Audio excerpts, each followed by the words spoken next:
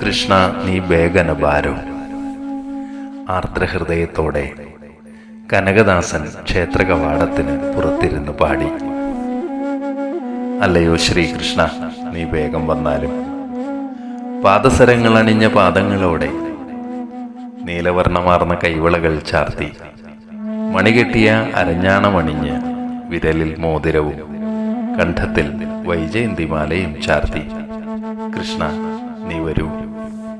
മഞ്ഞപ്പട്ടണിഞ്ഞ് കൈകളിൽ ഓടക്കുഴലും ഹരിചന്ദനം പൂശിയ ശരീരഗന്ധവുമായി കൃഷ്ണ നീ വരൂ.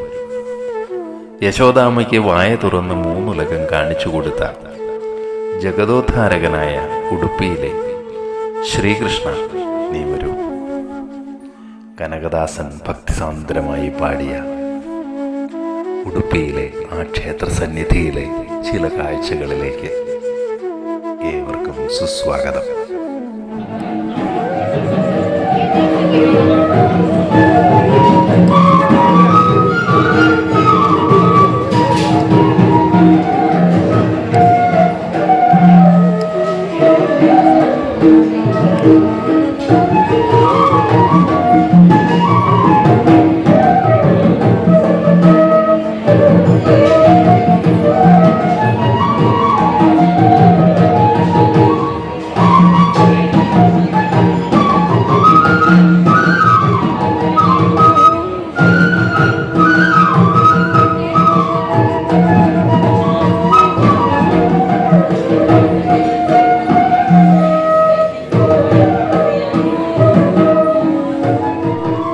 പതിനാറാം നൂറ്റാണ്ടിൽ ജീവിച്ചിരുന്ന കനകദാസൻ ഭക്തകവിയായിരുന്നു. ബ്രാഹ്മണ്യം ഇല്ലാതിരുന്ന അദ്ദേഹത്തിന് ഉടുപ്പിയിലെ ക്ഷേത്രത്തിനകത്ത് പ്രവേശിക്കാൻ ആയില്ല. ശ്രീകൃഷ്ണ ഭക്തനായ കനകദാസൻ ക്ഷേത്രത്തിന്റെ പടിഞ്ഞാറേ നടയിലിരുന്ന് കൃഷ്ണ നീ വേഗന ബാരോ എന്ന് പാടി ഉടുപ്പിയിലെ ശ്രീകൃഷ്ണ ഭഗവാന്റെ കിഴക്കോട്ട് ദർശനമായുള്ള വിഗ്രഹം ഉടനെ പടിഞ്ഞാറോട്ട് തിരിഞ്ഞിരുന്നു. പടിഞ്ഞാറേ ഭിത്തിയിൽ ഒരു സുഷിരവും ഉണ്ടായി. ആ സുഷിരത്തിലൂടെ കനകദാസൻ തൻ്റെ ഇഷ്ടമൂർത്തിയെ ദർശിച്ചു എന്നാണ് ഐതിഹ്യം. കർണാടകത്തിലെ ഉടുപ്പി ജില്ലയിലാണ് ഉടുപ്പി ശ്രീകൃഷ്ണ ക്ഷേത്രം. കണ്ടാൽ എത്രയും കൗതുകം തീരാത്ത അമ്പാടിക്കണ്ണന്റെ ആധ്യാത്മിക സന്നിധി. എന്തൊരഴകാണെന്നോ ഉടുപ്പിയിലെ ഉണ്ണിക്കണ്ണന്. ഞങ്ങൾ പ്രഭാതത്തിൽ തന്നെ ഉടുപ്പിയിലെത്തി. എങ്ങും തിരക്കാണ്. ആയിരങ്ങളാണ് ഒഴുകിയെത്തുന്നത്. ഒന്ന് കാണണം കണ്ണനെ. ആ ഓടക്കുഴൽ നാദം അന്തരംഗത്തിൽ ശ്രുതിയായി ചേർക്കണം. കണ്ണനെ കാണാനുള്ള തിടുക്കത്തിൽ 200 രൂപയുടെ ടിക്കറ്റ് എടുത്ത് അകത്തേക്ക് പ്രവേശിച്ചു. അഗ്രശാല കടന്ന് മാധവ സരോവർ എന്ന പുഷ്കരണിക്ക് അരികിലൂടെയായിരുന്നു പ്രവേശനം. മാധവ സരോവറിൽ മനോജ്ഞമായ ശ്രീകൃഷ്ണ ശില്പമുണ്ട്. ചുറ്റിലും ആകാശത്തിന് മുഖം നോക്കാൻ എന്ന മട്ടിൽ തെളിഞ്ഞു കിടക്കുന്ന തീർത്ഥജലം. വൈഷ്ണവാചാര്യനായ മാധ്വാചാര്യരാണ് ഉടുപ്പിയിൽ ശ്രീകൃഷ്ണ പ്രതിഷ്ഠ നടത്തിയത്.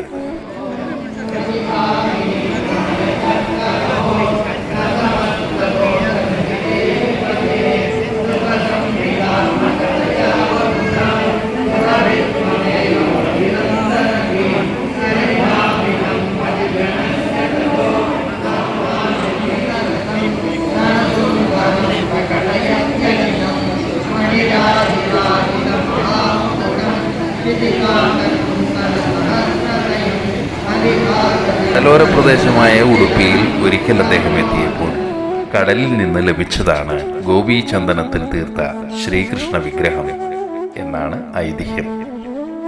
ആചാര്യർ ആ വിഗ്രഹം ആദ്യം സ്ഥാപിച്ചത് ഈ പുഷ്കരണിയിൽ ആണത്രേ. പിന്നീട് ഭഗവാൻ അദ്ദേഹത്തോട് നിർദ്ദേശിച്ചു തീർത്ഥക്കുളത്തിന് സമീപം ഒരു ക്ഷേത്രം നിർമ്മിച്ച് വിഗ്രഹം അവിടെ പ്രതിഷ്ഠിക്കുന്നതിന്. ക്ഷേത്രത്തിന് മുൻഭാഗത്ത് ഒരു രാജഗോപുരമുണ്ട്. രാജഗോപുരത്തിലൂടെ ക്ഷേത്ര സമുച്ചയത്തിലേക്ക് പ്രവേശിച്ചാൽ കിഴക്ക് ഭാഗത്തുകൂടി ശ്രീകോവിലിന് മുൻപിലെത്താം. എന്നാൽ അവിടെ ശ്രീകോവിൽ നട അടഞ്ഞു കിടക്കുന്നു. പ്രദക്ഷിണമായി പടിഞ്ഞാറേ നടയിൽ മണ്ഡപത്തിന് മുൻപിലെത്തിയാൽ ഒരു ജാലകത്തിലൂടെ നോക്കിയാൽ അത്യന്തം സുന്ദരമായ സാക്ഷാൽ ഉടുപ്പി ശ്രീകൃഷ്ണന്റെ ദർശന സൗഭാഗ്യം ലഭിക്കുന്നു. യശോദാപുത്രനായ ഉണ്ണിക്കണ്ണന്റെ രൂപമാണ് ഇവിടെ പ്രതിഷ്ഠ. വിശ്വകർമാവ് നിർമ്മിച്ചതാണ് ഈ വിഗ്രഹം എന്നാണ് വിശ്വാസം. മണ്ഡപത്തിന് മുൻഭാഗത്തായുള്ള ചന്ദ്രശാലയ്ക്ക് ഇരുവശവും 2 കോവിലുകളുണ്ട്. ഒരു വശത്ത് ധ്യാനസ്ഥിതനായിരിക്കുന്ന ഹനുമാൻ സ്വാമിയുടെ പ്രതിഷ്ഠയാണുള്ളത്.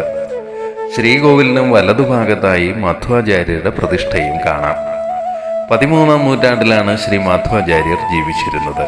ദ്വൈത സമ്പ്രദായത്തിന്റെ പ്രഥമനും പ്രമുഖനുമായ ആചാര്യനാണ് അദ്ദേഹം. ദിഗ്വിജയം പൂർത്തിയാക്കി ഉടുപ്പിയിൽ മടങ്ങിയെത്തിയ മധ്വാചാര്യർ നിരവധി കൃതികളുടെ രചനയും നിർവഹിച്ചിട്ടുണ്ട്. ചന്ദ്രശാലയോട് ചേർന്നുള്ള ഭിത്തിയുടെ പടിഞ്ഞാറ് ഭാഗത്താണ് കനകനക്കിണ്ടി അഥവാ കനകദാസജാലകം. 16-ാം നൂറ്റാണ്ടിൽ ജീവിച്ചിരുന്ന കനകദാസൻ എന്ന ഭക്തകവിക്ക് ഇതിലൂടെയാണ് ജഗതോദ്ധാരകനായ ശ്രീകൃഷ്ണൻ ദർശനമരുളിയത്. ശ്രീകോവിലിന് വടക്കുഭാഗത്തായി പാണ്ഡുരംഗ പ്രതിഷ്ഠയും കണ്ട് വന്ദിക്കാം. ശ്രീകൃഷ്ണ മഠം എന്നാണ് ഉടുപ്പിയിലെ ശ്രീകൃഷ്ണ ക്ഷേത്രത്തിന് പേര്. അഷ്ടമഠങ്ങൾ അഥവാ 8 മഠങ്ങളാണ് ഈ ക്ഷേത്രത്തിന്റെ ചുമതല വഹിക്കുന്നത്. ക്ഷേത്ര പരിസരത്തു തന്നെ ഈ 8 മഠങ്ങളും ഉണ്ട്. പേജാവർ, പുത്തികെ, വെളിമരൂർ, അടമരൂർ, ഷിരൂർ, സോധെ, കനിയൂർ, കൃഷ്ണപുരം എന്നിങ്ങനെയാണ് ഈ മഠങ്ങൾ. ഓരോ മഠത്തിനുമുണ്ട് ഓരോ മഠാധിപതി. 2 വർഷം വീതമാണ് ഓരോ മഠത്തിനും ഉടുപ്പി ക്ഷേത്രത്തിന്റെ നിർവഹണ ചുമതല. ശ്രീ മധ്വാചാര്യർ സ്ഥാപിച്ച മഠങ്ങൾ ആണ് ഇവ എല്ലാം. ഉടുപ്പി ശ്രീകൃഷ്ണനെ പ്രകീർത്തിച്ചുകൊണ്ട് മധ്വാചാര്യർ രചിച്ച കൃതിയാണ് 12 സ്തോത്രം. ഇത് 12 സ്തോത്രങ്ങളുടെ ഒരു സമാഹാരമാണ്. നവഗ്രഹ പ്രതിഷ്ഠകളുള്ള ക്ഷേത്രമാണ് ഉടുപ്പിയിലേത്. ക്ഷേത്രാവശ്യങ്ങൾക്കുള്ള പാലുൽപ്പന്നങ്ങൾക്കായി ഗോശാലയുണ്ട്.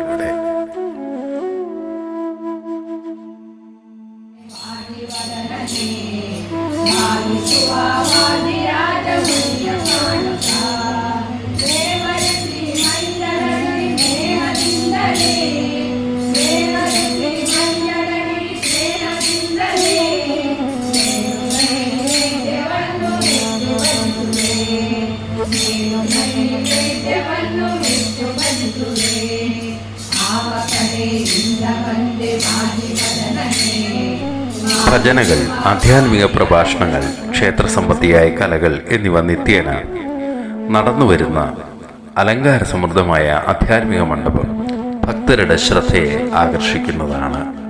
കീർത്തനങ്ങളും ഭജനകളുമായി നിരവധി പേരിവിടെ നിത്യവും ഭഗവത് ആരാധനയിൽ മുഴുകുന്നു.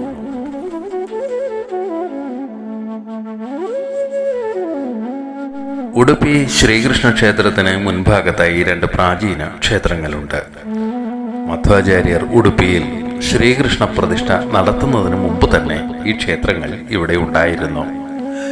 ശ്രീ അനന്തേശ്വര ക്ഷേത്രം, ശ്രീ ചന്ദ്രമൗലീശ്വര ക്ഷേത്രം എന്നിവയാണ് ഇവ. ആധ്യാത്മിക സദസ്സ് നടക്കുന്ന മണ്ഡപത്തിന് അഭിമുഖമായി മനോഹരമായ മറ്റൊരു മന്ദിരവും കാണാം. ഗീതാമന്ദിർ എന്നാണ് ഇതിനു പേര്. ശ്രീമദ് ഭഗവത്ഗീതയുടെ ഉപാസനയ്ക്കും പ്രചാരണത്തിനും പ്രതിജ്ഞാബദ്ധമായ ഗീതാമന്ദിരത്തിൽ നിരവധി ഗീതോപാസകർ എത്തിച്ചേരുന്നു.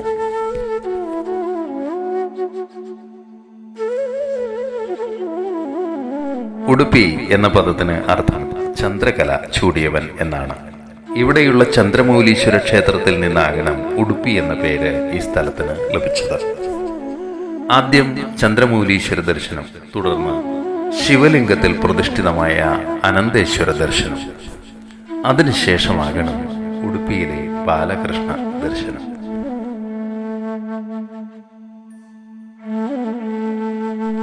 ദ്വാരകയിൽ പണ്ട് പൂജിച്ചിരുന്ന വിഗ്രഹമാണ് ഇവിടെ പ്രതിഷ്ഠിച്ചിരിക്കുന്നത് എന്നാണ് ഐതിഹ്യം. സംഗീത സാന്ദ്രമാണ് ഉടുപ്പി ക്ഷേത്രനഗരിയിലെ രഥവഴികൾ. മനോഹരവും ബൃഹത് ആകാരമുള്ളതുമായ രഥങ്ങൾ ഇവിടെ കാണാം.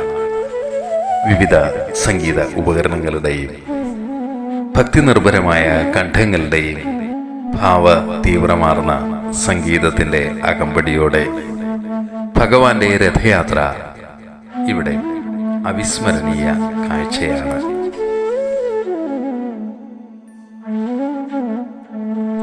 ഭൂലോക വൈകുണ്ഠം എന്നും ഉടുപ്പി അറിയപ്പെടുന്നു. അലങ്കൃതമായ വീഥികൾ, കീർത്തനാലാപങ്ങൾ, മണിഘോഷങ്ങൾ, സംഗീതോപകരണങ്ങൾ, പൊഴിക്കുന്ന മഞ്ജുനാദങ്ങൾ, അലങ്കാര സമൃദ്ധിയിലെത്തുന്ന ഭക്തജനങ്ങൾ, പൂക്കളും വിവിധ വർണ്ണങ്ങളിലുള്ള കുങ്കുമവും കടകോലും ഉറിയും തൊട്ടിലും മഞ്ഞപ്പട്ടാടയും ഓടക്കുഴലും മയിൽപീലിയും തുടങ്ങി കാലദേശങ്ങൾക്ക് അപ്പുറമുള്ള അമ്പാടിയുടെ സ്മൃതിരേണുക്കൾ ആവോളം പകരുന്ന ഉടുപ്പി ആധ്യാത്മിക അനുഭൂതിയുടെ അനിതര സാധാരണമായ പുണ്യസ്ഥലിയാണ്.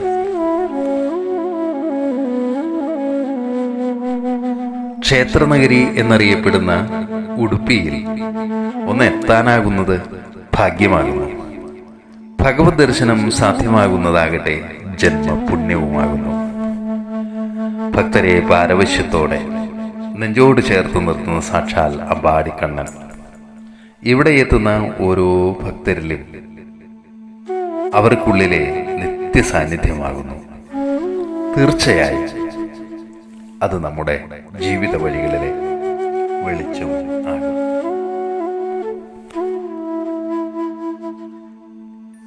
ഉടുപ്പിയിലെ ജഗദോദ്ധാരകനായ ശ്രീകൃഷ്ണ ഭഗവാന്റെ അനുഗ്രഹം നമുക്ക് ഏവർക്കും ഉണ്ടാകട്ടെ.